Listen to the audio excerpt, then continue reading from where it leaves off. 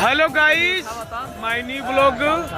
आई देखिए हमारा छोटा सार है। सार के देखा जा, इस सार के देखा जा। सार जब इतना गोर बाला बदन के देखे तो लगा छटपटी हो मतलब पूरा देखो चढ़ा चढ़ी खेलता लसन, देह पर चढ़ा चढ़िया पर खेलता लसन।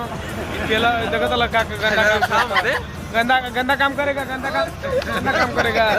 देखो तो पिछले एक शौक लागल बा ठोकवा काहे साला ठोकावा तले तू रे।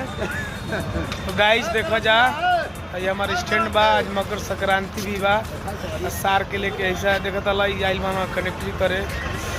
देखो तो पूरा स्टैंड पहन के दिखा देता नहीं तो कमेंट करिए जरूर। और सार के बारे में इनकरे ये हितावा है, करे बहन भागे बड़ा जो तो नहीं लाइक चैनल के सब्सक्राइब करिए। जब तक हितावा इतना गोर बा, बहन कितना छटल छिनार होती। तो छिनारा के खाटी देख लिया जा।